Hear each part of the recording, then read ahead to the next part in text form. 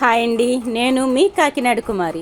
ఈరోజు నేను ఈ పీతల కాళ్ళు విరగ్గొట్టి అవి మేము డెక్కలు అంటాం, చాలామంది కాళ్ళు అంటారని కాళ్ళని చెప్పాను. వాటితో పులుసు చేయబోతున్నానండి. అది ఎలా చేస్తానో చూపిస్తాను. ఈ పీతలు ఎక్కువగా మా తమ్ముడు ఫ్రెండ్ ఇచ్చారండి.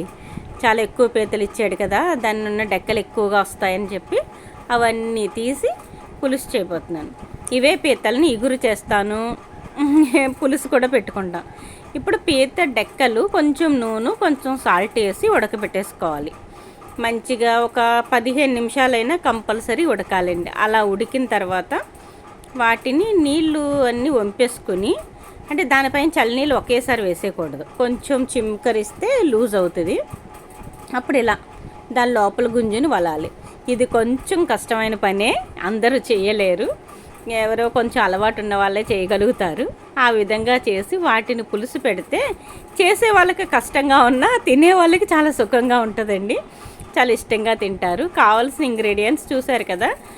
నేను ఫస్ట్ ఎలాగా కరివేపాకు పచ్చిమిరపకాయలే ఫస్ట్ వేస్తాను, తర్వాత ఉల్లిపాయలు వేసి బాగా వేపుకుని సాల్ట్ వేసేయాలండి, మగ్గుతే త్వరగా. తర్వాత కారం, ఈ కారం కూడా వేసిన తర్వాత కొంచెం వేగనిచ్చి చింతపండు పులుసు చిక్కగా పిసుక్కుని మనకి పులుపు ఎంత కావాలో చూసుకుని వేసుకోండి.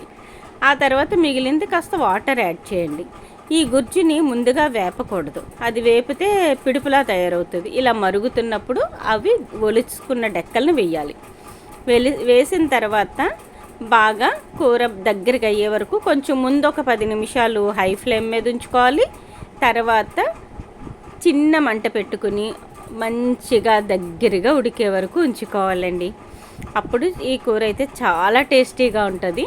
సేమ్ ఇలాగే ఒలుచుకుని పిడుపు కూడా చేసుకుంటామండి. పీతల్ని ఒలిస్తే పిడుపు చేస్తాం, అది కొంచెం పొడి పొడిగా వస్తుంది అన్నమాట. ఇది పులుసు కూర. ఒకసారి ఎవరైనా ట్రై చేయండి, చాలా చాలా బాగుంటుంది. ఇది పూర్వం మా వాళ్ళందరూ చేసి పెట్టేవారు, మా అమ్మగారు వాళ్ళందరూ. అప్పుడైతే చాలామంది ఉండేవారు, ఒలిసేవారు. ఇప్పుడు లేదు కదా. ఓకేనా, బాయ్.